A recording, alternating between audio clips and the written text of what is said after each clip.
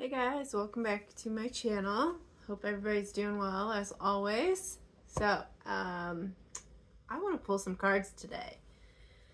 I feel like a lot of energies going crazy as always, but even more so, especially with Mercury in retrograde, full moon in Aquarius coming up, and then the 8/8 Lionsgate portal, and all kinds of other stuff. So this time of year always hits pretty hard for me and many others.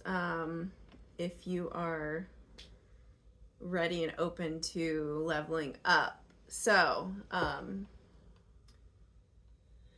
going to clear the air and see where we go.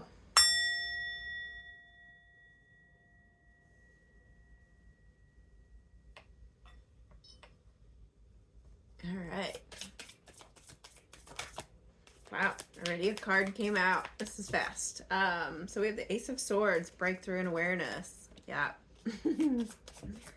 Just like I was saying, this is a great time for if you are struggling within your life, if you're wanting to level up, if you want big transformation. This Lionsgate portal is one of the most powerful to set your intentions and open up for guidance to come in and the higher powers that be to help you through it.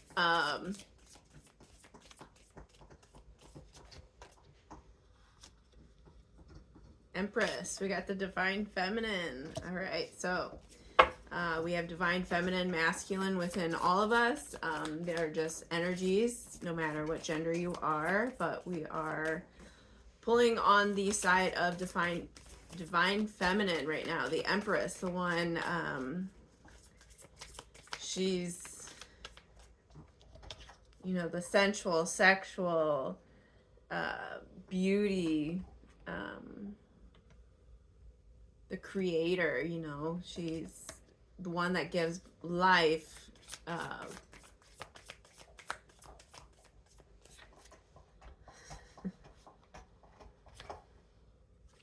And we have imprisonment, Eight of Swords.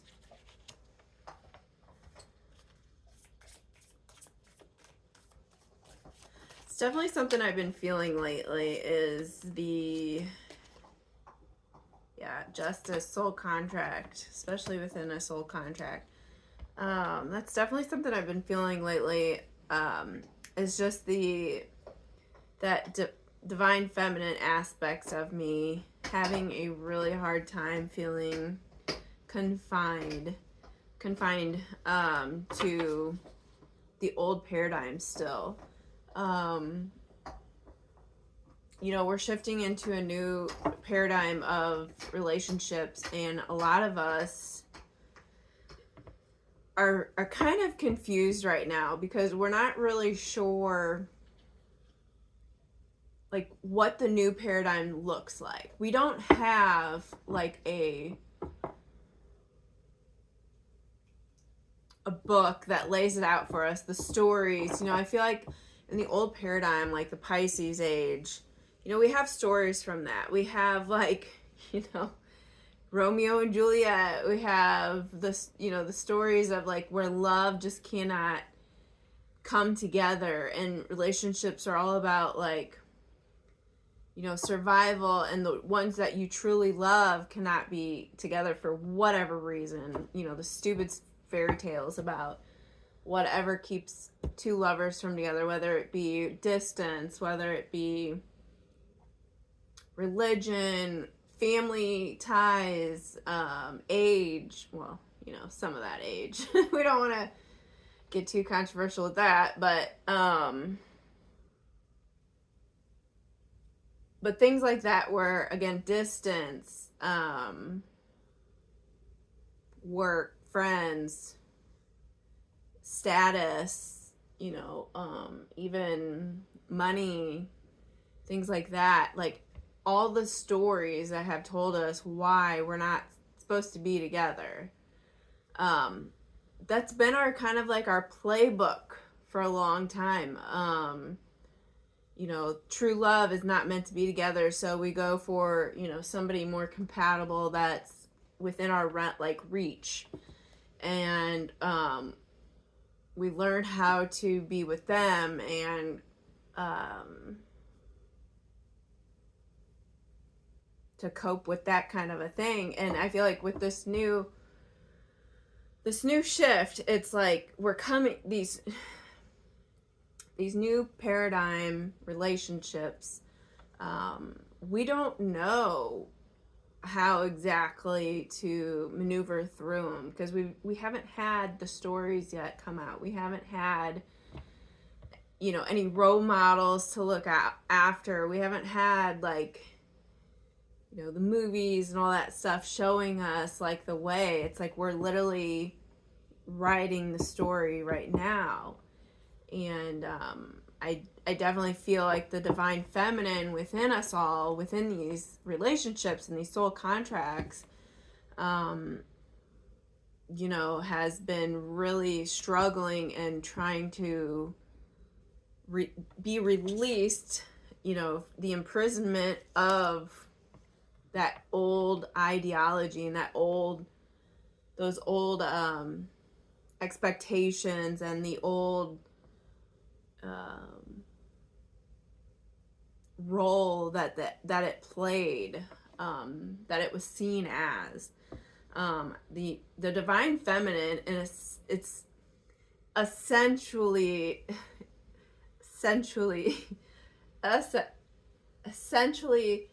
rebranding, reinventing, whatever itself, but really it's just remembering itself, but it's new day because we've never seen it before, so it seems like it's this new day thing, but in reality we're in its divine essence, beyond the imprisonment of it.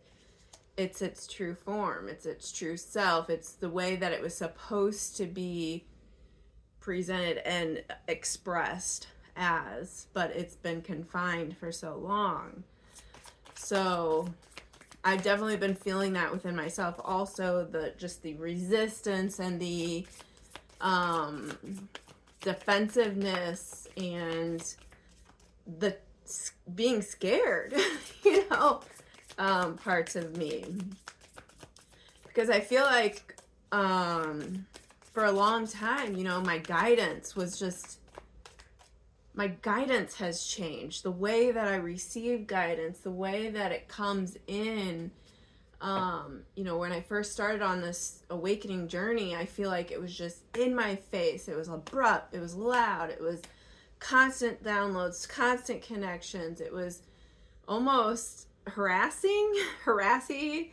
And now it's like, for a while, a period, there was kind of like, it just seemed quiet. It seemed like it wasn't even existent.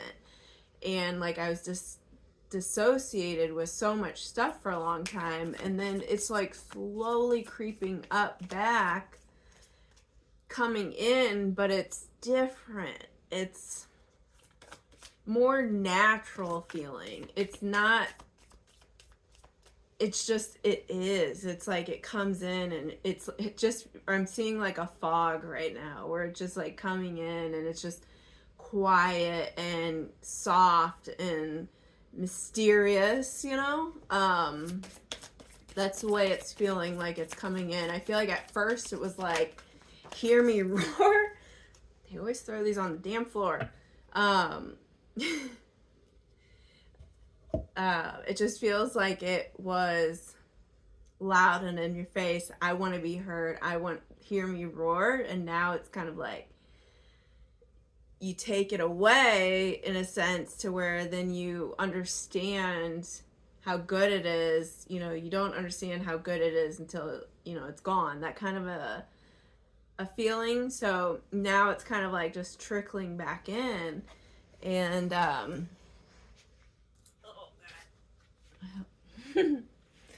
okay. And it's been very confusing. Confusing because, again, it's not in my face and it's not loud. It's not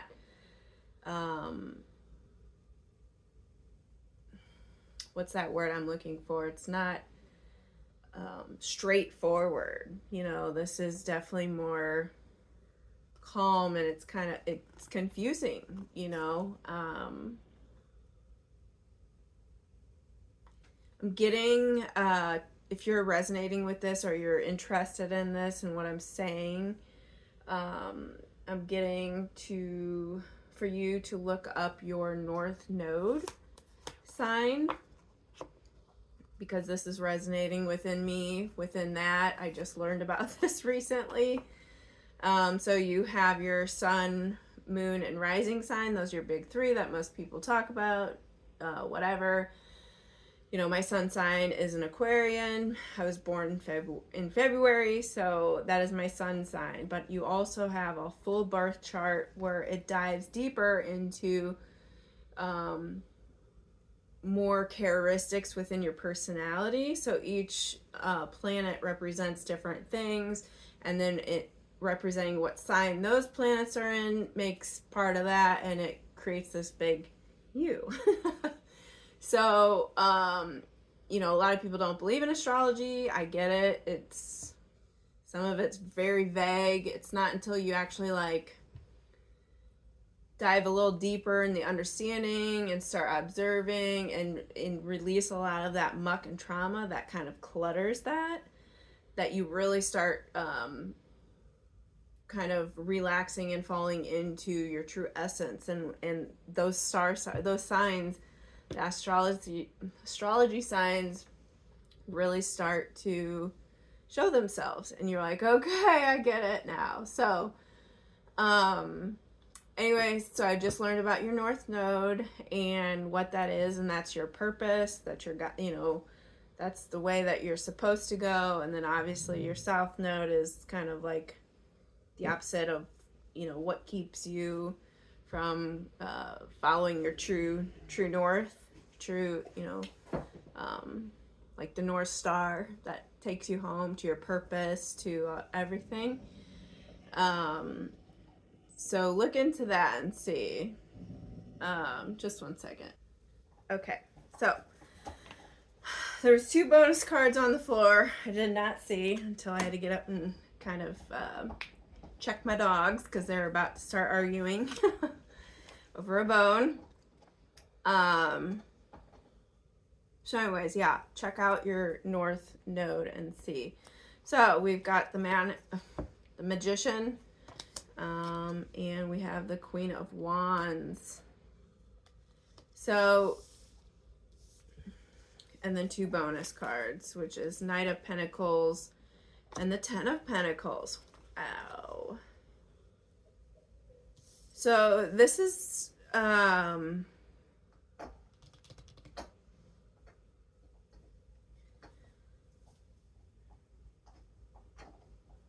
this is telling me that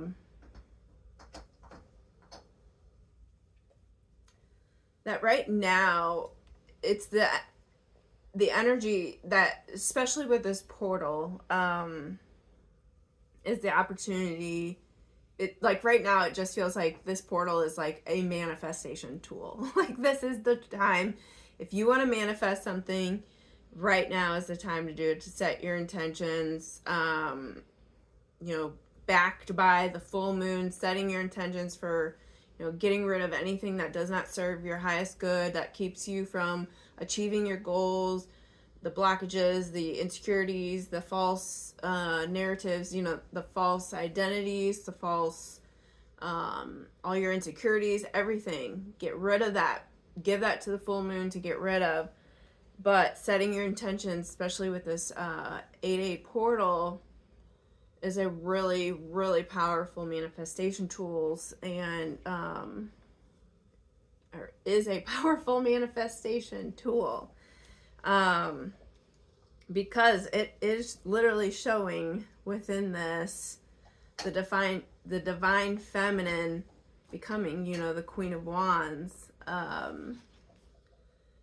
which is, you know, full of passion, fire, confidence, and magnetism, just bright, just fiery, and just full of it. I think the big thing that stands out is passion. That's definitely something that I was struggling with feeling into earlier. To me, passion in the past has felt very uncomfortable because it's been associated with very toxic relationships, especially my last one. Very passionate person, but it was a very toxic relationship. So that fire to me comes off as scary, and I get defensive and I don't want to lean into it. I don't like getting fired up and wanting like that fight mode, you know, that's what it feels like. Fire to me is like that fight mode, and I don't like to get into that space because I know what it's done to me in the past, and it's a very scary place to be. But learning that passion can be also a beautiful thing if it's, what is that called? Where it's, you know, you're holding it, conjured in a healthy manner. For a while there, I've been learning how to conjure and use anger to my benefit rather than letting it consume and control me.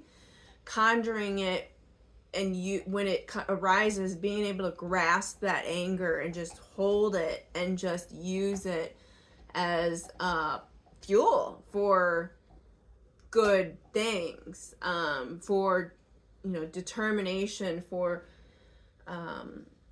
structure, for accountability, for thinking of another word, but I can't think of it. Using that for that. I've learned that. Now I feel like it's like I have to learn to embrace passion. There's also a lot of PTSD with that within the certain journey that I'm on, and how passionate, you know, that was for me. But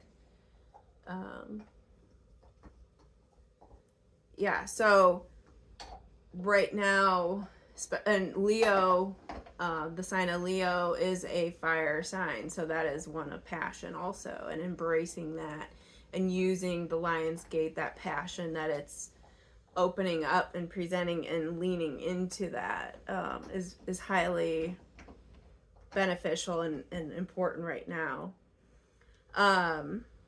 because there is still like the cards are showing steady progress. It's showing I've been seeing ants a lot lately, which is to me like a sign of building and foundation and community and grouping and, you know, hard work, that hard work within, you know, your surroundings and your community. Like there's been steady progress. And then essentially it leads to the ultimate achievement. And that's so funny. I think right now, I think I keep seeing stories about whales interrupting, like, is it the orcas or some animal keeps disrupting some other animal like these, hunting, like saving the seals, saving the baby seals from being eaten and stuff. It's like I keep seeing that story, and scientists don't know why. It's so interesting. But the cards are really leaning towards that, you know, the ultimate achievement. Like it's destined. You're destined for this path. Like especially if you're on this journey and you're resonating and you're doing the work and you're open to leveling up. And again, I'm talking about the divine feminine essence that resides within all of us. That is your inner guidance. That is your connection with source, your connection to abundance, your connection with flow and beauty and sensuality and creativity, and it is your connection with God. And again, it is how you so they say the divine feminine guides and then the masculine protects. You know, if you are in a relationship or a partnership or something, business even, like your feminine within you is what's going to help guide you to, especially if you're trying to manifest abundance. The divine feminine energy within you is how you see what the right moves are. You know what the right moves are, what risks to take, what things to invest in, which path is the right way to go for you and what you want and how to create it and how to get it. Then the divine masculine steps up and takes that guidance of the divine feminine, protects her, and also does the work, like then makes it happen, makes it become the reality, takes that guidance and says, okay, well, I'll take your intuition and I will put my $100 on this bet or whatever, you know? And that's how they work as a team. So within all of us, we have to learn how to really trust that. And that's the divine feminine that's awakening in all of us, especially if you're on this awakening journey or you're just looking to better yourself in your life. So we have anxiety. Yeah, concerned, worried, and uncertain outcome. So this to me is like the distorted perception when you haven't fully embraced your own feminine within you. When you haven't embraced that and learned to, trust the guidance and trust your intuition, that's when the anxiety comes in. That's when the uncertainty, uncertain outcomes comes in, the fears, the worries, the concerns, the all that, which can be good at times until it consumes you. Anxiety can be good because then it pushes you to looking for other outcomes, looking for, okay, I'm feeling anxious about this decision. What are my options? What are my cons and my pros and cons? But if you let it consume you and you let it control you and you don't lean on your divine feminine within you for assistance, then you're just gonna spiral and you're gonna be trapped and you're gonna be confined. And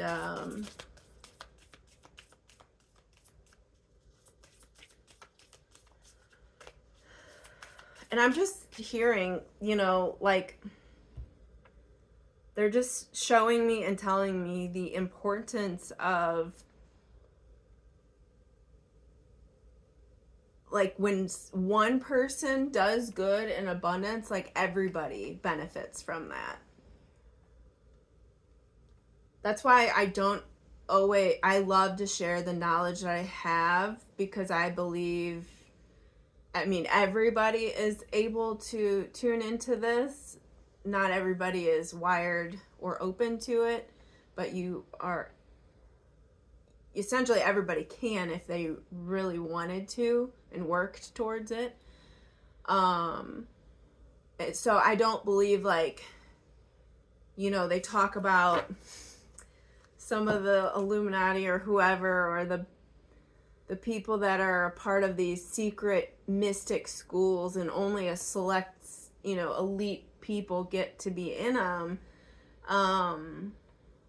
because of birth or whatever. But that's not the way it should be. This is knowledge that is free to all, and you should be able to grasp it. And abundance, throat chakra, abundance should be given to all, or at least given the option for people to kind of grasp if they so choose to.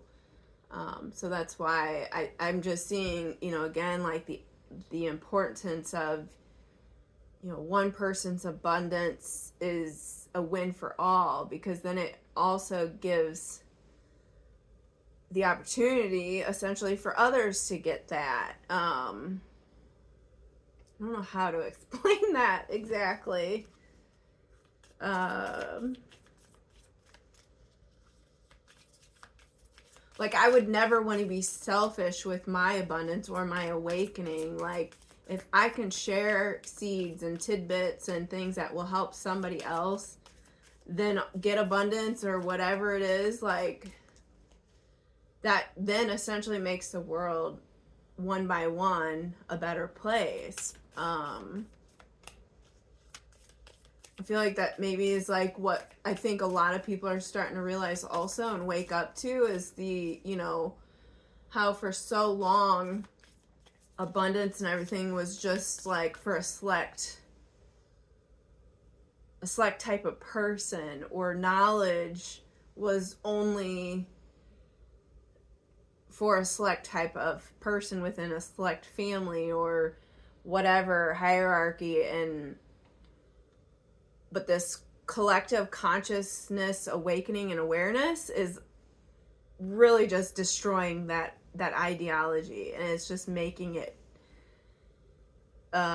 making that bigger bigger higher power known, like, no, I'm all almighty, you know, not you making this hierarchy within this physical plane. I am the almighty, and I